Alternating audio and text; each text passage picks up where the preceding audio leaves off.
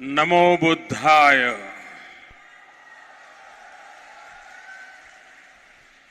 नेपाल के प्रधानमंत्री सम्माननीय श्री शेर बहादुर देउबा जी, आदरणीय श्रीमती आरजू देउबा जी, सभा में उपस्थित नेपाल सरकार के मंत्रीगण, बड़ी संख्या में उपस्थित बौद्ध भिक्षु एवं बौद्ध धर्मावलंबी, विभिन्न देशों से पधारे गणमान्य अतिथिगण, देवी और सज्जनों, बुद्ध जयंती को पावन अवसर में यह सभा में उपस्थित यहाँ हरू सबैलाई संपूर्ण नेपालवासीहरूलाई र विश्वका सबै श्रद्धालु जनलाई लुम्बिनीको पवित्र भूमिबाट बुद्ध पूर्णिमाको धेरै धेरै शुभकामना।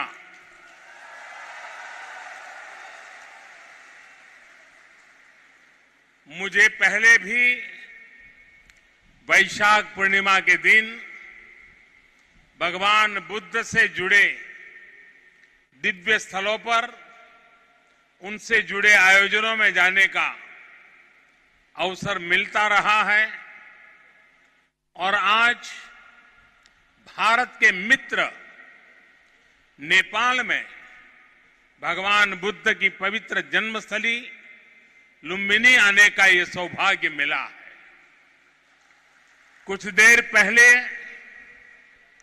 माया देवी मंदिर में दर्शन का जो अवसर मुझे मिला, वो भी मेरे लिए अविस्मरणीय है।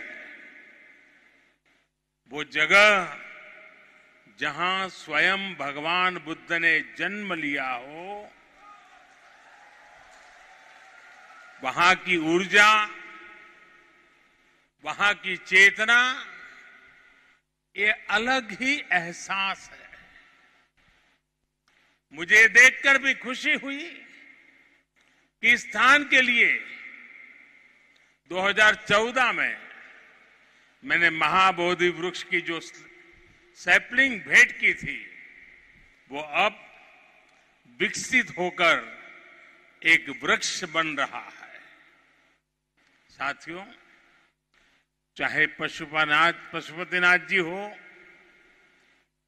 मुक्तिनाथ जी हो, चाहे जनकपुर धाम हो या फिर लुम्बिनी में जब जब नेपाल आता है, नेपाल अपने आध्यात्मिक आशीर्वाद से मुझे कृतार्थ करता है।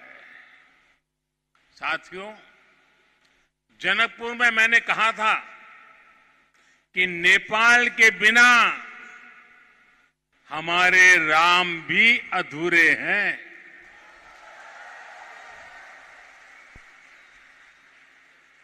मुझे पता है कि आज जब भारत में भगवान श्री राम का भव्य मंदिर बन रहा है, तो नेपाल के लोग भी उतना ही खुशी महसूस कर रहे हैं। साथियों, नेपाल यानी दुनिया के सबसे ऊंचे पर्वत सागर माथा का देश। नेपाल यानी दुनिया के अनेक पवित्र तीर्थों, मंदिरों और मठों का देश। नेपाल यानी दुनिया की प्राचीन सभ्यता, संस्कृति को सहेज कर रखने वाला देश। नेपाल आउँदा मलाई कुनै राजनीतिक भ्रमण भन्दा अलग औटा छुट्टे आध्यात्मिक अनुभूति हुंच भारत और भारत के लोगों ने हजारों सालों से नेपाल को इसी दृष्टि और आस्था के साथ देखा है। मुझे विश्वास है अभी कुछ समय पहले जब शेर बहादुर देवबा जी, श्रीमती आरजू देवबा जी भारत गए थे और जैसा अभी देवबा जी ने वर्णन किया बनारस का, काशी विश्वनाथ धाम की यात्रा की थी, तो उन्हें भी ऐसी ही अनुभूति भारत के लिए भी होना बहुत स्वाभाविक है। साथियों, ये साझी विरासत, ये साझी संस्कृति, ये साझी आस्था और ये साझा प्रेम, यही हमारी सबसे बड़ी पूंजी है। और ये पूंजी जितनी समृद्ध होगी, हम उतने ही प्रभावी ढंग से साथ मिलकर दुनिया तक भगवान बुद्ध का संदेश पहुंचा सकते हैं, दुनिया को दिशा दे सकते हैं। आज जिस तरह की वैश्विक परिस्थितियां बन रही हैं, उसमें भारत और नेपाल की निरंतर मजबूती होती मित्रता, हमारी घनिष्ठता संपूर्ण मानवता के हित का काम करेगी। और इसमें भगवान बुद्ध के प्रति हम दोनों ही देशों की आस्था, उनके प्रति असीम श्रद्धा हमें एक सूत्र में जोड़ती है, एक परिवार का सदस्य बनाती है। भाई और बहनों, बुद्ध मानवता के सामूहिक बोध का अवतरण है। बुद्ध बोध भी है और बुद्ध शोध भी है, बुद्ध विचार भी है और बुद्ध संस्कार भी है। बुद्ध इसलिए विशेष हैं कि उन्होंने केवल उपदेश नहीं दिए, बल्कि उन्होंने मानवता को ज्ञान की अनुभूति करवाई। उन्होंने महान वैभवशाली राज्य और चरम सुख सुविधाओं को त्यागने का साहस किया। निश्चित रूप से उनका जन्म किसी साधारण बालक के रूप में नहीं हुआ था, लेकिन उन्होंने हमें यह एहसास करवाया कि प्राप्ति से भी ज्यादा महत्व त्याग का होता है। त्याग से ही प्राप्ति पूर्ण होती है। इसलिए वो जंगलों में विचरे, उन्होंने तप किया, शोध किया।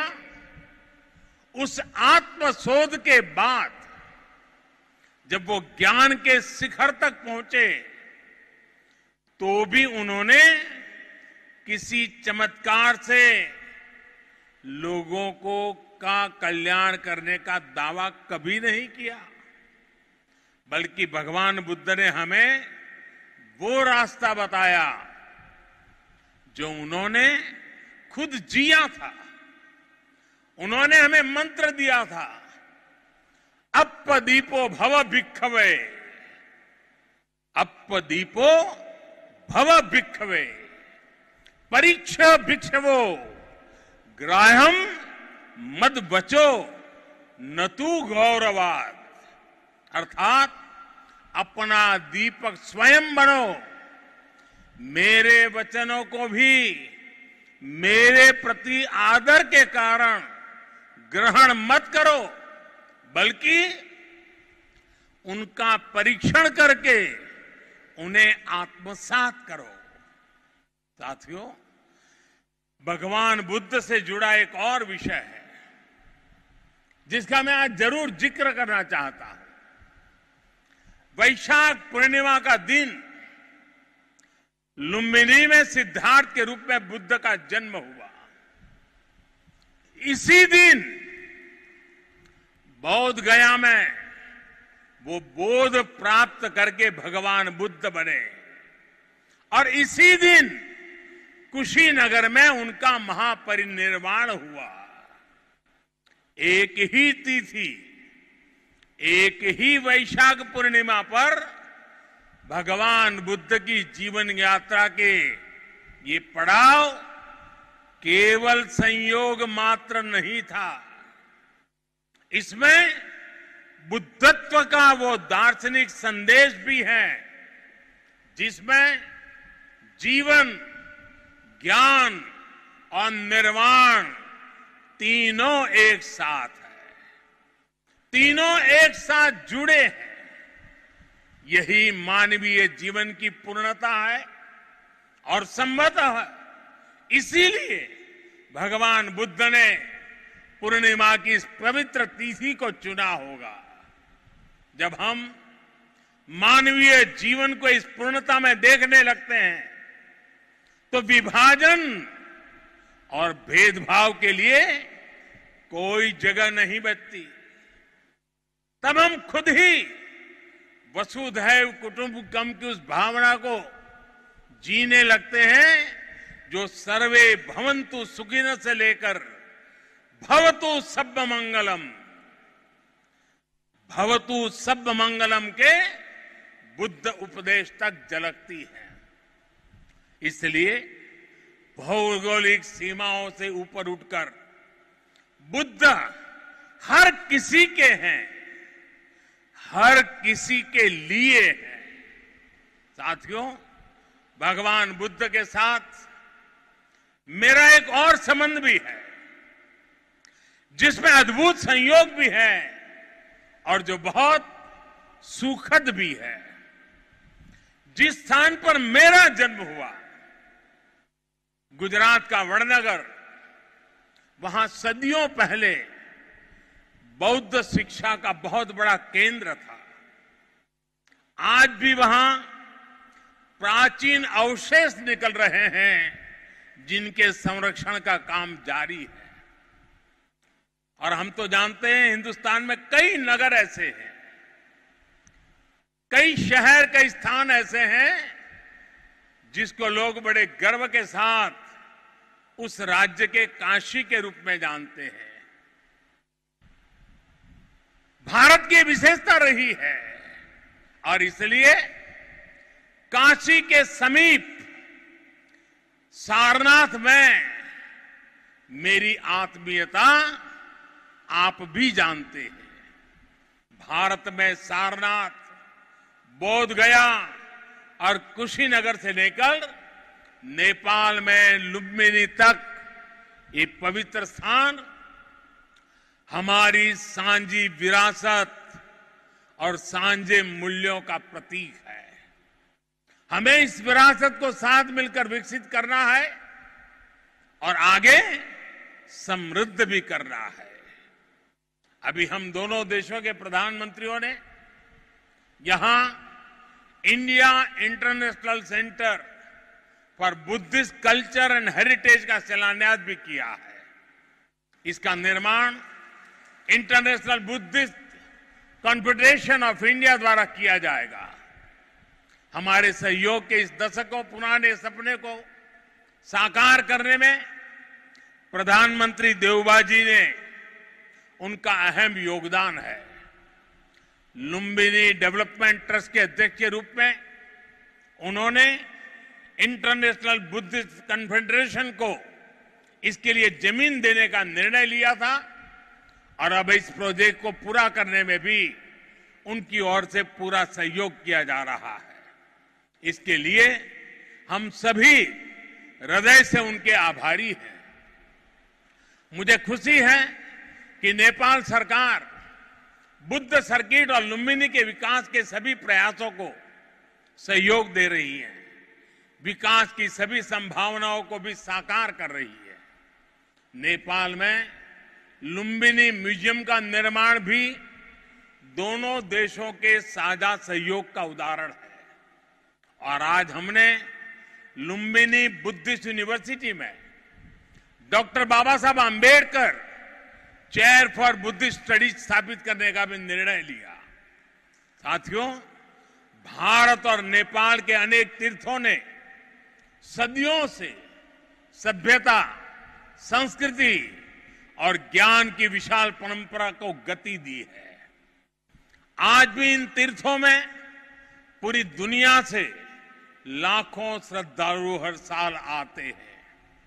हमें भविष्य में अपने इन प्रयासों को और गति देनी होगी। हमारी सरकारों ने भैरवा और सौनौली में इंटीग्रेटेड चेकपोस्ट बनाने जैसे फैसले भी लिए हैं। इसका काम भी शुरू हो गया है। ये पोस्ट बनने के बाद बॉर्डर पर लोगों के आवागमन के लिए सुविधा बढ़ेगी। भारत आने वाले इंटरनेशनल टूरिस्ट ज्यादा आसानी से नेपाल आ सकेंगे। साथ ही इससे व्यापार और जरूरी चीजों के ट्रांसपोर्टेशन को भी गति मिलेगी। भारत और नेपाल दोनों ही देशों के बीच मिलकर के काम करने के लिए ऐसी अपार संभावनाएं हैं। हमारे इन प्रयासों का लाभ दोनों देशों के नागरिकों को मिलेगा। साथियों, भारत और नेपाल बीच को संबंध हिमालय जस्ते अटल छे। हिमालय जति के पुरानो छे। हमें अपने इन स्वाभाविक और नैसर्गिक रिश्तों को हिमालय जितनी ही नई ऊंचाई भी देनी है। खान पान, गीत संगीत, पर्व त्योहार और रीति रिवाजों से लेकर पारिवारिक संबंधों तक जिन रिश्तों को हमने हजारों सालों तक जिया है, अब उन्हें साइंस, टेक्नोलॉजी और इंफ्रास्ट्रक्चर जैसे नए क्षेत्रों से भी जोड़ना है। मुझे संतोष है कि इस दिशा में भारत नेपाल के साथ कंधे से कंधा मिलाकर काम कर रहा है। Lumbini Buddhist university, Kathmandu university और त्रिभुवन यूनिवर्सिटी में भारत का सहयोग और प्रयास इसके बड़े उदाहरण हैं। मैं इस क्षेत्र में अपने आपसी सहयोग के विस्तार के लिए और भी कई बड़ी संभावनाएं देखता हूं। हम इन संभावनाओं को और भारत नेपाल के सपनों को साथ मिलकर साकार करेंगे। हमारे सक्षम युवा सफलता के शिखर पर बढ़ते हुए पूरी दुनिया में बुद्ध की शिक्षाओं के संदेशवाहक बनेंगे। साथियों, भगवान बुद्ध का कथन है, सुप्प बुद्धम प्रभज्जन्ति सदा गौतम सावका एसम दिवाच रत्तो च भावनाए रतो मनो। अर्थात जो हमेशा मैत्री भावना में, सद्भावना में लगे रहते हैं, गौतम के वे अनुयायी हमेशा जागृत रहते हैं। यानी वही बुद्ध के वास्तविक अनुयायी हैं। इसी भाव को लेकर आज हमें पूरी मानवता के लिए काम करना है। इसी भाव को लेकर हमें संसार में मैत्री भाव को मजबूत करना है। भारत और नेपाल बीच को मित्रता ले यस मानवीय संकल्प लाए पूरा कर यसई गरी मिलेर काम गरी हने कुरामा मलाई पूर्ण विश्वास है। इसी भावना के साथ आप सभी को एक बार फिर से वैशाख पूर्णिमा की अनेक अनेक शुभकामनाएं। नमो बुद्धाय, नमो बुद्धाय, नमो बुद्धाय। धेरै धेरै धन्यवाद ज्ञापन गर्न चाहन्छु महामहिम श्री नरेन्द्र